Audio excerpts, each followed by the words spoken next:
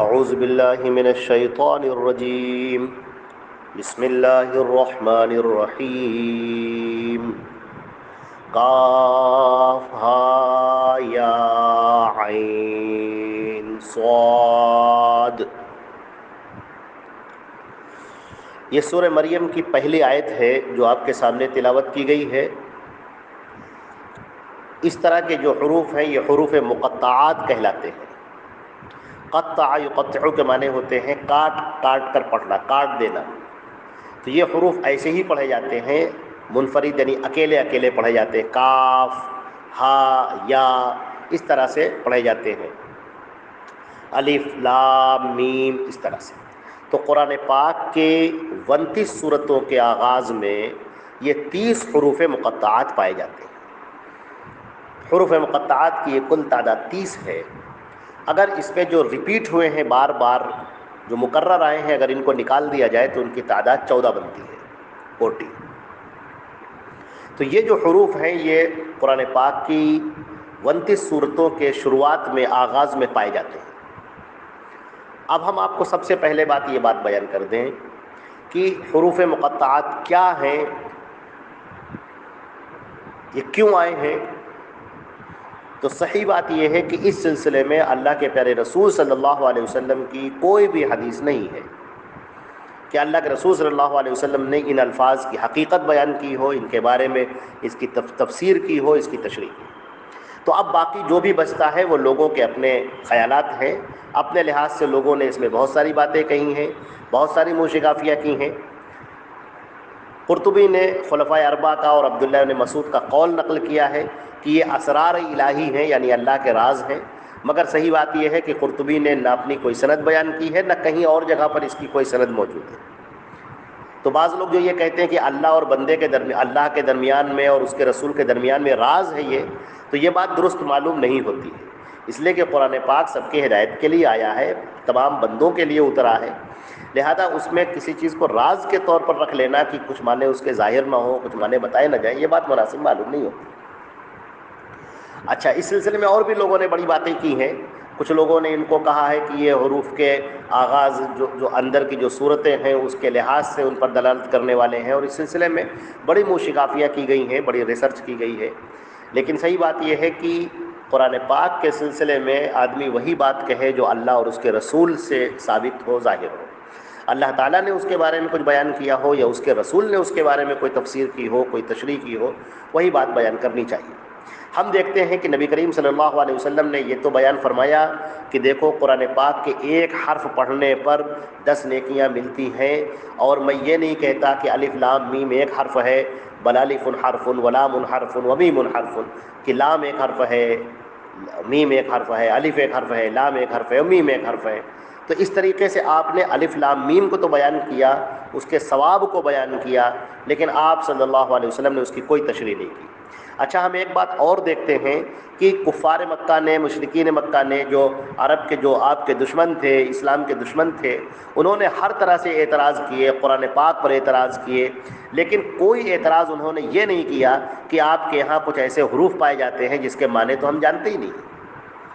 ہر طرح سے قرآن پاک کے اوپر اعتراض کیا کہ اس کے اندر مکھی کا ذکر کیوں ہے، مچھر کا ذکر کیوں ہے، اور جتنے بھی ان کے اعتراض ہو سکتے تھے، گھٹیا درجے کی بھی اعتراضات، وہ اعتراضات تو انہوں نے کیے، لیکن یہ اعتراض کبھی نہیں کیا کہ آپ کے قرآن پاک میں کچھ ایسے حروف پائے جاتے ہیں جس کے معنی تو ہم سمجھتے ہی نہیں ہیں۔ تو اس سے یہ معلوم ہوا کہ وہ جس لب و لہجے میں قرآن پاک اتر رہا تھا، اہل عرب اس سے واقف تھے، لہذا صحابہ کرام نے بھی کبھی کوئی سوال نہیں کیا کہ اللہ کے رسول اس کے کیا معنی ہیں، اور کفار مکہ نے بھی کوئی اعتراض نہیں کیا کہ قرآن پاک کے اندر ایسے الفاظ آئے جس کے معنی ہم جانتے ہی نہیں ہیں۔ تو اس سے بات پتہ چلی کہ کوئی ایسی چیز یہ تھی جو اہل عرب میں معہود تھی، لوگ جانتے تھے، لوگ واقف تھے۔ اس سلسلے میں ایک رائے مجھے بہت پسندیدہ ہے جو بعض لوگوں نے ذکر کی ہے، انہوں نے یہ کہا ہے کہ اہل عرب جب کوئی اہم بات کہتے تھے، اہم اس کا کوئی تذکرہ کرتے تھے، تو اس کے شروع میں اسی طرح کے الفاظ کہتے تھے، جیسے کہا انہوں نے حامیم، تو اس کا مطلب یہ ہوتا تھا کہ ان الفاظ کے ذریعے سے آدمی کا ذہن اپنی طرف کھینچا جا سکے کہ لوگوں جو ہے متوجہ ہو جاؤ، اور اب ہم کوئی اہم بات کہنے جا رہے ہیں۔ تو عرب شاعری میں جو قدیم شاعری ہے عرب کی، اس کے اندر بھی اس طرح کے حروف کا استعمال ملتا ہے، اور جس کے معنی یہ ہوتے ہیں کہ وہ لوگوں کے ذہن کو اپنی طرف کھینچنے کے لیے اس طرح کی بات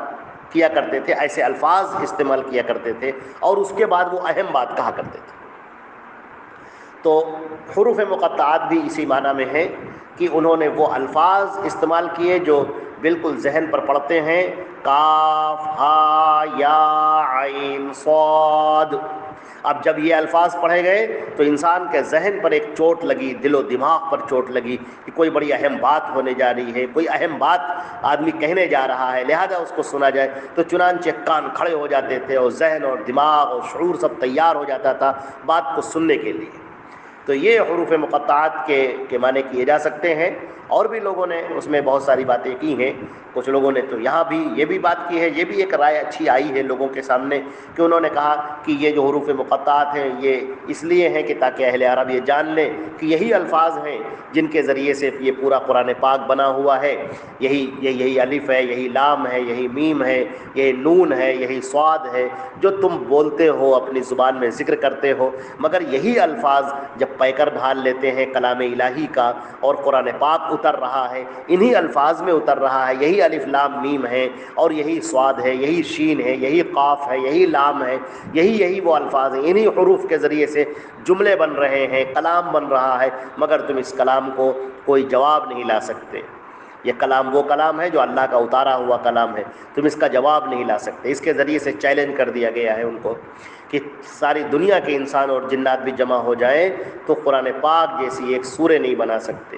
قرآن پاک جیسی سب سے چھوٹی سورہ ہے اس کو بھی نہیں بنا سکتے۔ کسی کے اندر یہ طاقت نہیں ہے، لوگوں کے اندر سے طاقت ہے ہی نہیں، لوگوں کے اندر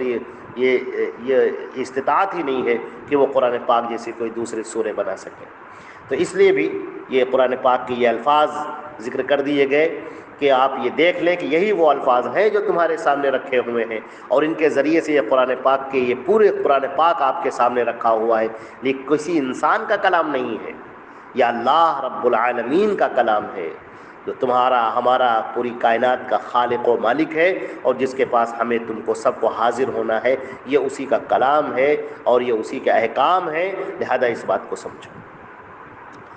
ہمیں وہ رائے زیادہ پسند ہے جس میں یہ کہا گیا ہے کہ یہ حروف لوگوں کی تنبیہ کے لیے آئے ہیں، یعنی لوگوں کو کے ذہن کو اپنی طرف کھینچنے کے لیے استعمال ہوتے ہیں، کیونکہ اہل عرب میں اس کی مثالیں پائی جاتی ہیں۔ اگر یہ بات ہے تو بالکل درست بات ہے، اس لیے کہ اگر کوئی ایسی بات ہوتی تو کفار مکہ فوراً اعتراض کرتے، اور وہ اعتراض کرے نہ کریں خود مسلمان سوال کرتے کہ اللہ کے رسول یہ تو ہم جانتے ہی نہیں ہیں، یہ کیسے الفاظ آ گئے ہیں؟ مگر ہم دیکھتے ہیں کہ صحابہ کرام بھی کوئی سوال نہیں کرتے ہیں، پورا عرب اس کے اوپر خاموش ہے۔ اس کا مطلب یہ ہے کہ یہ وہ اسلوب ہے، یہ وہ لب و لہجہ ہے کہ جس سے اہل عرب واقف ہیں،